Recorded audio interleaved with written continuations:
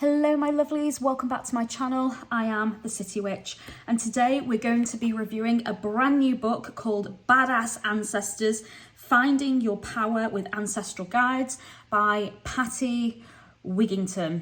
So this is what the front of the book looks like. So as always with my book reviews, I will be scoring this from 1 to 10 to let you know what I thought of it. I read this actually a few months ago, but I made plenty of notes on it to be able to do this review for you guys. So I do hope you enjoy it. If you do enjoy it, please remember to give me a thumbs up, click the bell. YouTube will tell you when my next video comes out.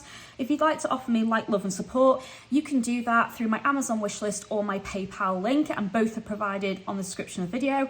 If you'd like to ask any questions about this book, please leave a comment on the video and I will reply back to you as soon as I can. I do check every single day for any comments or inquiries, or if you'd rather privately contact me, you can do that via email. All the links and the different ways to contact me are provided on the video, guys. So thank you very much. So now all of that is out of the way, let's begin the review. So I'm going to start by reading the back of the book so you know what it's about. So cultivate relationships with your people for empowerment and healing. This groundbreaking book shows you how to work with different types of ancestors to find, develop and celebrate the personal power of your inner badass. By embracing the strength of your lineage, both blood relatives and those chosen by the heart, you can receive wisdom and guidance when you need it most. Badass Ancestors provides a compelling series of rituals, meditations, mantras and exercises that connect you with ancestral guides. You'll discover advice on genealogy research, the history of ancestor veneration in cultures around the world, ways to deal with problematic ancestors, and how to leave your own legacy for future generations. Each chapter offers unique calls to action, including crafts and recipes that help you build self-confidence and overall badassery with your ancestors' assistance. When you develop relationships with your relatives and with the spiritual or archetypical ancestors, you engage the process of healing trauma and achieving a deep sense of emotional and spiritual well-being.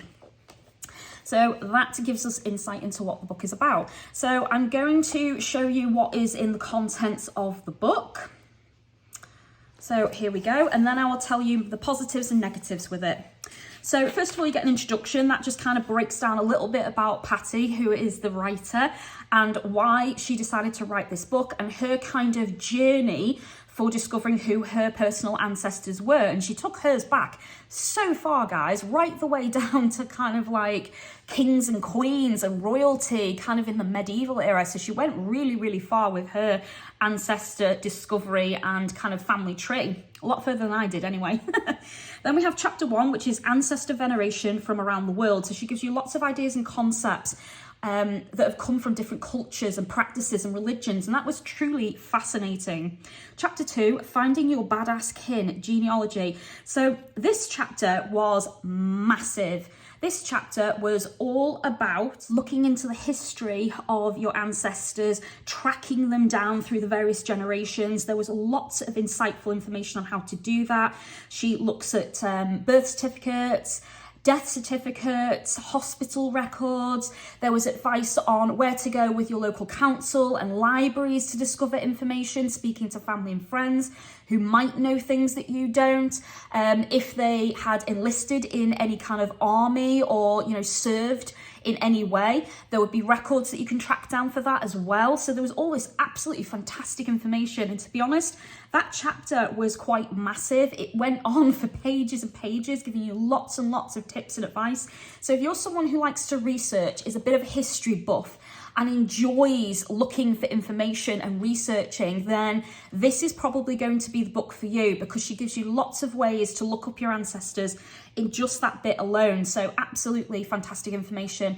I will also add there though, for those of you who don't enjoy research, who really cannot be bothered going too in depth with your ancestor work and find out exactly who your ancestors were and tracing them back through history, then you might find that part a little bit boring, because like I said, it was quite meaty. There's a lot of information and it went on for pages and pages and pages, and it was quite a chunk of the book, to be honest. At least the first half of the book alone was all about researching your ancestors and all the various ways that you can find out information about them. So yeah, bear that in mind, guys. Chapter 3, your badass ancestor altar. So this was different ways that you can set up a little space for them in your life and start connecting. And there was loads of really great tips in that chapter.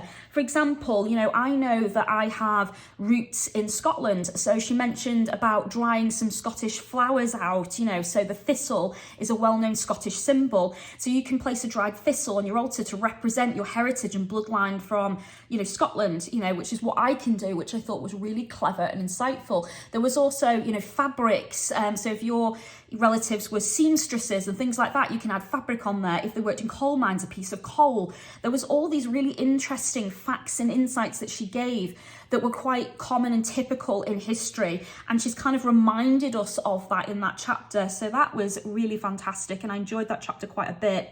Chapter 4, working with your badass ancestors as a family. So this is like your family, and she breaks it down into the bloodline of your dad and bloodline of your mother, and actually working with the females on one side and the males on one side, and then the same for the other, and connecting in different ways. So you don't have to just work with your ancestors generically. You can work specifically with the women of your line or the men of your line, and that was really insightful for breaking it down into the different sections of family.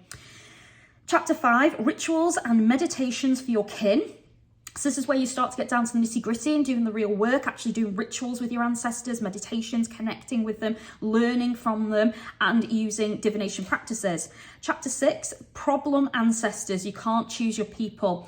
So in this, she talks about how sometimes you might encounter an ancestor that might have done things that you don't agree with in this lifetime. For example, they might have been a slave trader, or they might have been a murderer or a rapist, things like that.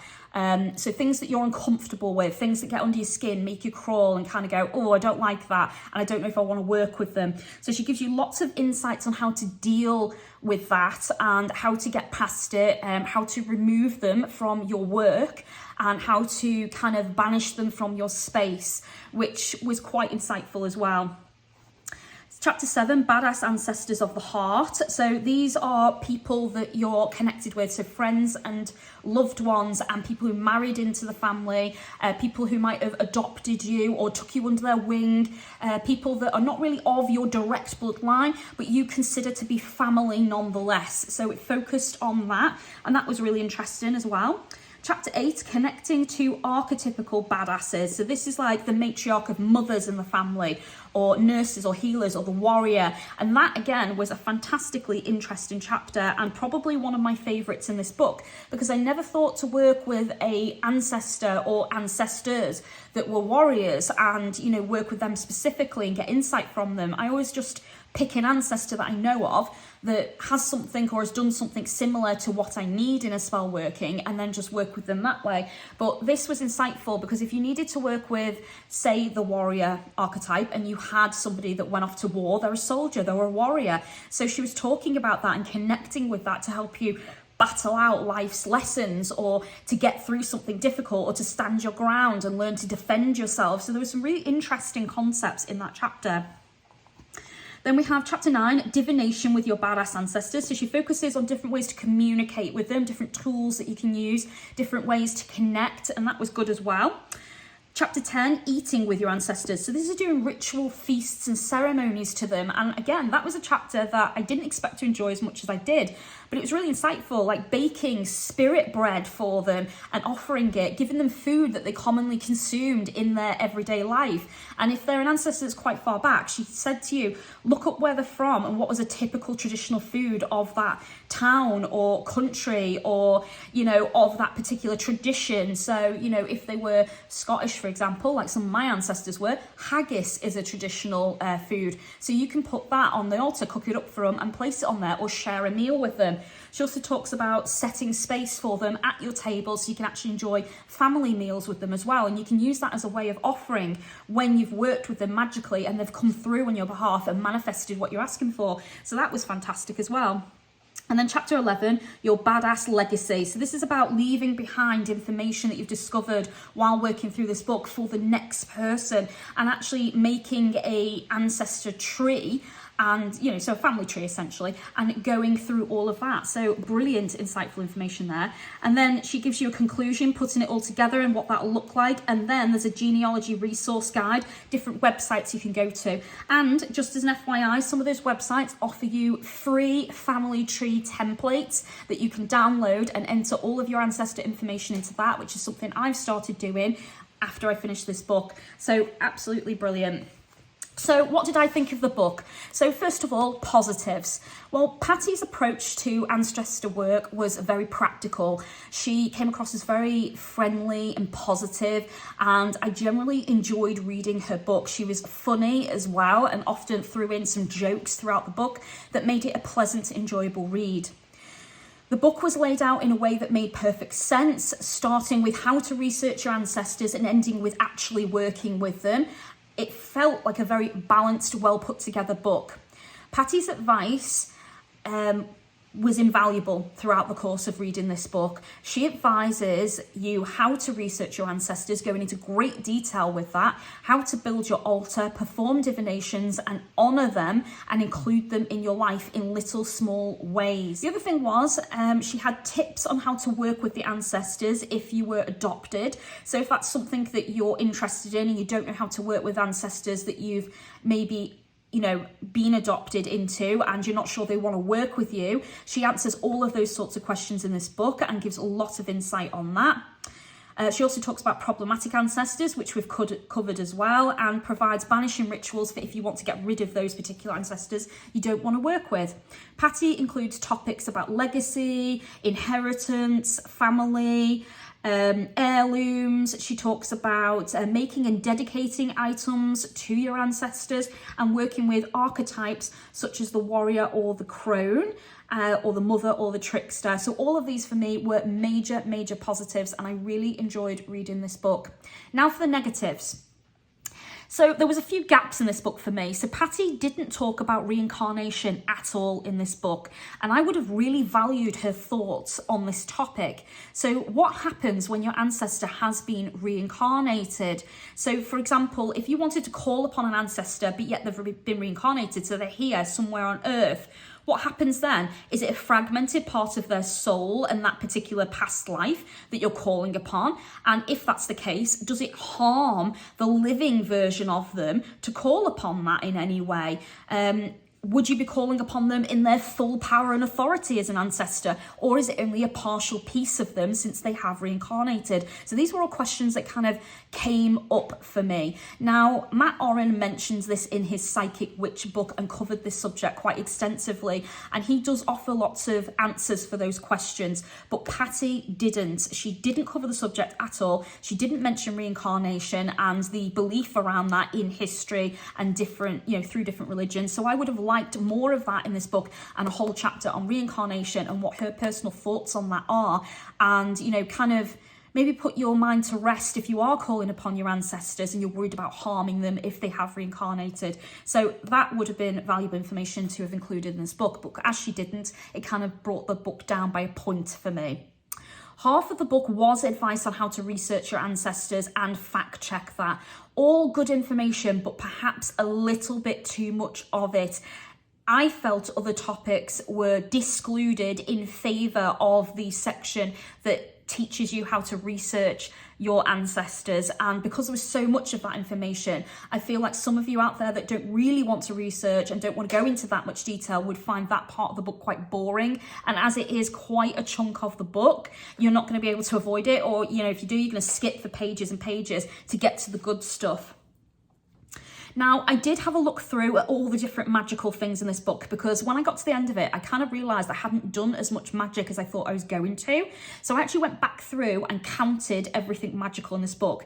So there are exactly 3 incense blends, 3 prayers, and the prayers are beautiful, by the way, 11 rituals/spells to do, 2 meditations, and 9 recipes for traditional foods that you can make. So there was actually a little bit more in this than I thought, but there was obviously things that I didn't feel I needed to do, so I'd obviously skipped over them as I was reading the book, which is probably why I felt there wasn't as much magic in it. But actually, when you think about it, there are 3 prayers, 11 rituals and spells, 2 meditations, and there is things for you to make and create. So incense blends, ideas for building your altar, which is quite creative, and then the 9 recipes for traditional food. So there is quite a fair bit of practical stuff to do.